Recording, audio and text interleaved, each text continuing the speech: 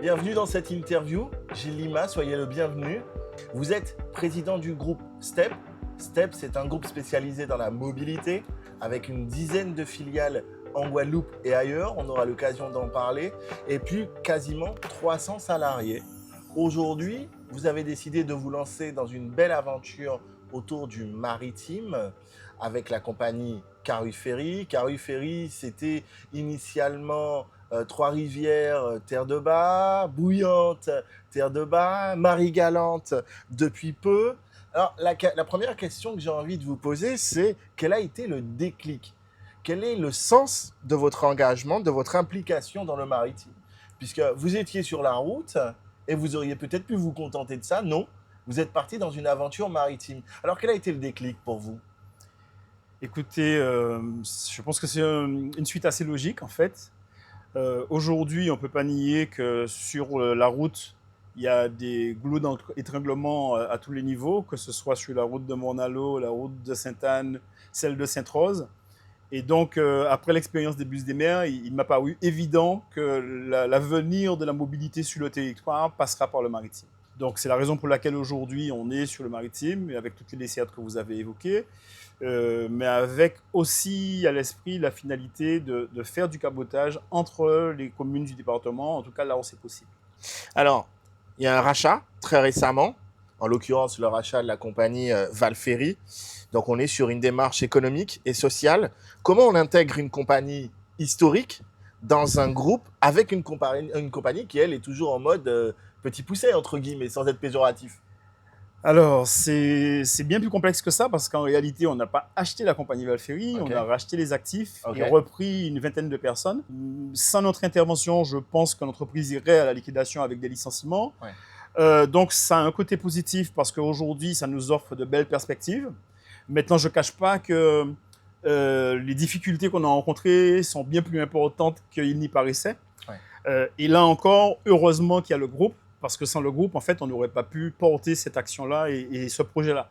Donc aujourd'hui, on s'inscrit dans une logique où on prend le temps, où c'est beaucoup plus long que ce qu'on avait prévu, mais on essaie de s'assurer qu'on fasse les choses comme il faut, ne pas faire les choses à moitié. Donc aujourd'hui, on nous met beaucoup de contraintes réglementaires et je pense que c'est normal. Je pense que les usagers futurs ont besoin d'avoir l'assurance qu'ils voyagent en toute Que sécurité. ça va marcher, que ça va bien marcher. Non seulement que ça va marcher, mais qu'en fait, les bateaux seront plus fiables. Oui. Tout à l'heure, on fera le point sur la flotte en détail, sur l'ensemble des bateaux qui aujourd'hui composent la flotte Caru Ferry. Est-ce que vous pouvez dire, malgré, parce que vous avez quand même, que les Américains disent un track record, vous avez quand même de belles aventures entrepreneuriales devant vous, derrière vous et devant vous aussi, en tout cas, on vous le souhaite. Je souhaite également. Voilà. Est-ce qu'on peut parler d'un dirigeant serein aujourd'hui? J'ai confiance dans l'activité maritime. Je pense que c'était une nécessité pour le groupe. Aujourd'hui, on est dans un environnement économique très très difficile et Très très tendu, contraint, oui. très tendu. Et je pense que, comme on le dit traditionnellement, il ne faut jamais mettre tous ses œufs dans le même panier. Même si l'activité de service public a un côté rassurant avec une certaine visibilité, Ouais. on est quand même sujet à des marchés qui sont renouvelés de manière périodique. Et je ne peux pas faire vivre 300 personnes sur une décision d'une collectivité quelconque. Donc c'était pour moi essentiel de diversifier les activités du groupe, de façon à m'assurer que même s'il arrive un jour quelque chose, qu'au moins on ait une activité qui, elle, ne dépende pas uniquement du service public. Et contribuer à sauver les emplois, à sauver les actifs pour pouvoir continuer à avancer. Ça, c'est essentiel. C'est essentiel. D'ailleurs, c'est aujourd'hui la raison pour laquelle c'est urgent d'avancer parce que on aurait pu se contenter de faire une offre auprès du tribunal qui consisterait à juste reprendre les actifs. Ouais. La volonté, c'était de reprendre les actifs et de reprendre aussi les compétences parce que Valferry, quand même, a un certain nombre d'années d'expérience et donc il était important qu'on puisse intégrer ces compétences-là chez nous. Et donc, pour moi, les emplois sont essentiels. C'est pas seulement faire du business, même si c'est essentiel, parce que évidemment les financiers attendent ça, mais il y a un aspect social important. Et vous me parliez tout à l'heure de chômage technique. C'est vrai que c'est des solutions qu'on envisage au niveau financier, mais ce n'est pas des solutions auxquelles on aura recours de manière systématique, parce qu'on a la volonté d'intégrer tout le monde Et puis aujourd'hui, on arrive quand même à faire travailler les personnes de façon à ce que les bateaux soient le plus performants, les plus aboutis possible. Donc voilà, c'est pas d'actualité.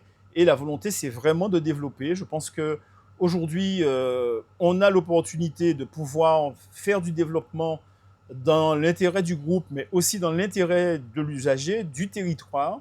Et ça me paraît essentiel. On va parler de la flotte maintenant de Carry Ferry, une flotte qui s'est augmentée récemment avec les 2 bateaux en l'occurrence de Val Ferry. Alors la ligne Pointe-à-Pitre Saint-Louis est assurée donc par les bateaux Capo Rosso et Capo Rosso 1, des bateaux qui n'étaient pas initialement prévus pour cette aventure marie-galantaise. Tout à fait, c'était pas prévu. En fait, quand on a pris du retard sur les problématiques du grid tyrolien, on s'est interrogé de savoir quelle alternative on pouvait offrir. Et on a donc eu l'opportunité de commencer avec un bateau qu'on a affrété. Malheureusement, ce bateau a eu quelques problèmes techniques et donc ça s'est arrêté. Ça a eu le mérite, en tout cas, de nous montrer qu'il y avait un vrai besoin sur Saint-Louis. On venait juste de lancer la desserte, on a réfléchi à quelle solution alternative on avait le temps de réparer.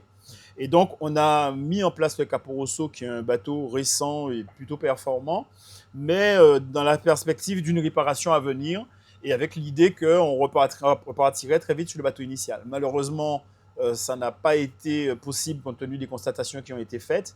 Et donc, on a remplacé donc, temporairement par le Capo Rosso. Il a fallu ensuite que, face aux difficultés de l'autre compagnie, que l'on renforce la desserte. Et donc, on l'a fait avec le Capo Rosso 1, qui lui est venu en renfort, mais lui non plus n'était pas prévu sur cette desserte. Alors, il y a des usagers aujourd'hui qui prennent le Capo Rosso pour aller donc sur Saint-Louis tous les jours. Pour rentrer chez eux ou pour aller travailler.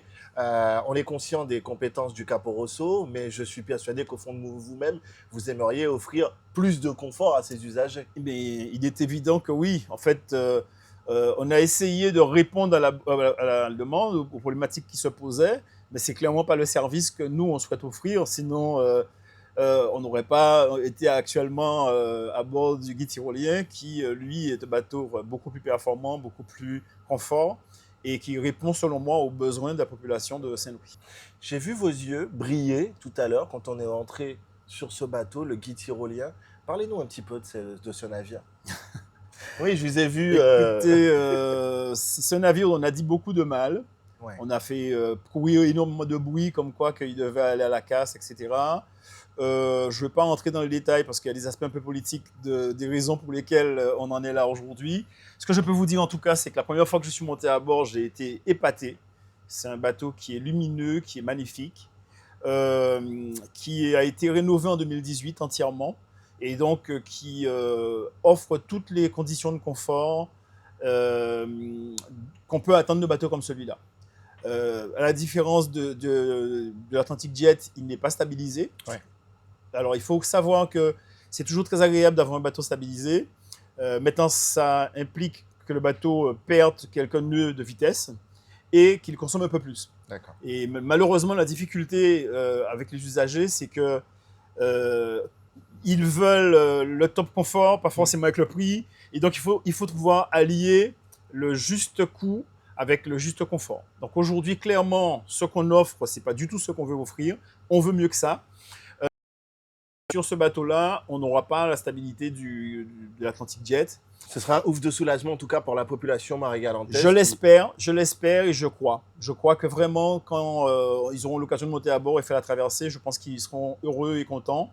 Mais pour l'instant, on a encore quelques mois d'attente afin d'offrir le meilleur. Alors, l'intégration de Val Ferry, on en parlait tout à l'heure, vous permet d'acquérir 2 bateaux supplémentaires, 2 navires, en l'occurrence le Marcus Garvey, que les Saintois connaissent bien, mais aussi l'Atlantic Jet, apprécié par les habitants de la Grande Galette, puisqu'elle a une bonne assise sur l'eau. Mais faute à pas de chance, puisque ces 2 navires aussi sont en panne. Oui, en fait, ils ont été acquis en panne. Donc, ce n'est pas quelque chose qu'on a découvert. En revanche, on n'avait pas imaginé que les réparations puissent prendre autant de temps. Comme je le disais tout à l'heure, je pense que c'est nécessaire aujourd'hui où ils sont arrêtés de refaire les choses le mieux possible pour qu'on n'ait pas, en tout cas qu'on évite des avaries en mer.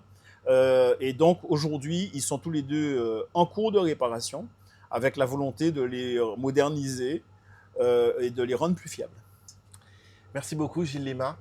Je vous en prie. Je sais que vous êtes quelqu'un de très discret, donc merci de nous avoir offert cet entretien. Et puis, longue vie au groupe STEP et à Caru Ferry. Merci beaucoup.